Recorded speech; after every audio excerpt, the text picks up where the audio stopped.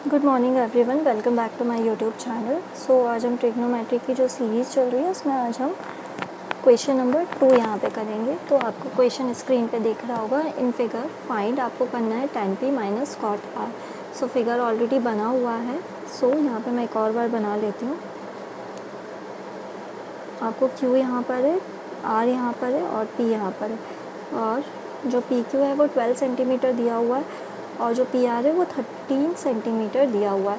सो हमने previous video में भी पढ़ा था। सबसे पहला काम आपको होता है जो अननोन वैल्यू है आपको किसी भी ट्रायंगल में, तो आप उसका जो है पाइथागोरस थ्योरम से आप उसमें वैल्यू निकाल लें। सो हम यहाँ पे बाय पाइथागोरस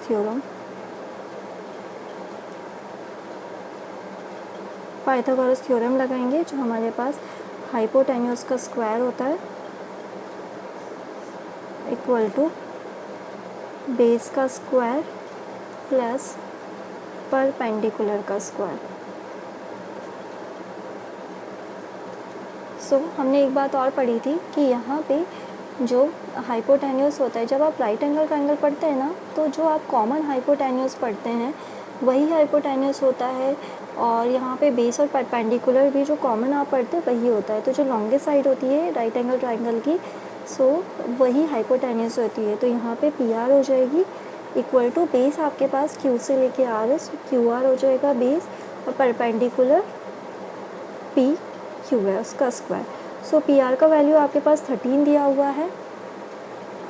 सो आपने यहाँ पे 13 का आपको स्क्वायर करना है। QR का वैल्यू जो है हमारे पास गिवन नहीं है और PQ का जो वैल्यू है वो आपके पास 12 दिया हुआ है। सो 13 का स्क्वायर विल बी 169 आप यहाँ पे लिखेंगे और फिर QR आप एज इट इज़ लिखेंगे। 12 का स्क्वायर होता है 144। सो आपको इसके बाद जो करना है 169 यहाँ पे आप ले आएंगे, इसको माइनस में QR का स्क्वायर हो जाएगा। तो ये जब माइनस करेंगे तो 25 होगा। आप QR इसका स्क्वायर रूट निकालेंगे तो 5 सेंटीमीटर हमारे पास जो है वो QR आ जाएगा। क्या इतनी बात आपको क्लियर है? सो हम आगे बढ़ते हैं कि QR आपके पास 5 सेंटीमीटर आ चुका है। सो हम यहाँ पे 5 सेंटीमीटर लिख सकते हैं। अब हमें क्वेश्चन में क्या फाइंड आउट करना है? What you have to find out tan p minus cot r। Okay, so हम यहाँ पे लिखेंगे tan p minus cot r। जो हमें 2 फाइंड करना है tan p minus cot r। So आपके पास दो रास्ते हैं, या तो आप tan p को सेपरेटली लिख लो, कॉट r को सेपरेटली लिख लो, या फिर आप एक साथ लिख लो। सो हम ये ट्रायंगल में जैसा देख रहे हैं, तो यहाँ पे हमने प्रीवियस क्लास में सीखा था जब ये ट्रिग्नोमेट्रिक रेशियोज के साइड में जो एंगल होता है एक्यूट एंगल, इससे जो बिल्कुल एक सीधी लाइन जाएगी ये 90 तक जा रही है। सो ये आपके पास इस केस में बेस होगा और इस केस में अगर हम tan p से देख रहे हैं तो ये PQ बेस होगा और ये परपेंडिकुलर और हाइपोटेन्यूज कभी भी चेंज नहीं होता है। सो हम यहाँ पे tan p, पहले हम tan का जो है ट्रिग्नोमेट्रिक रेशियोज लिख लेते हैं। रेशियो होता है P/B और कॉट का रेशियो होता है और इसका ऑपोजिट ही तो है, तो ये B/P होता है। सो हमने tan p से देखा, आप P से बिल्कुल सीधा एक 90 डिग्री तक लाइन लेके जाइए तो ये आपके पास होगा बेस। और इस केस में परपेंडिकुलर, ट्रिग्नोमेट्रिक रेशियोज में जो परपेंडिकुलर और बेस होता है ना वो चेंज हो जाता है और जो हाइपोटेन्यूज होती है वो एज इट इज़ होती है, वो चेंज नहीं होती है। सो हमने यहाँ पे परपेंडिकुलर हमारे पास QR है और जो बेस है वो PQ है।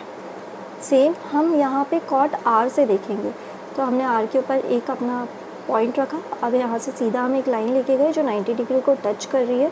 सो ये हमारे पास बेस हो जाएगा और हमारे पास जो परपेंडिकुलर है, हाइपोटेन्यूज कभी भी चेंज नहीं होता है, तो हमारे पास बेस क्या हुआ QR और PQ।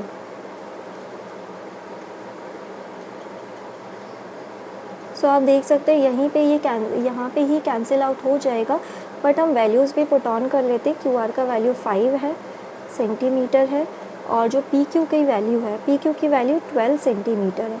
माइनस करेंगे QR की वैल्यू अगेन 5 है और PQ की वैल्यू अगेन 12 सेंटीमीटर है, तो आंसर विल बी 0। सो हमारे पास इसका आंसर जो है वो 0 आ जाएगा।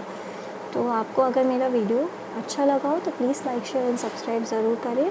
Thank you for watching.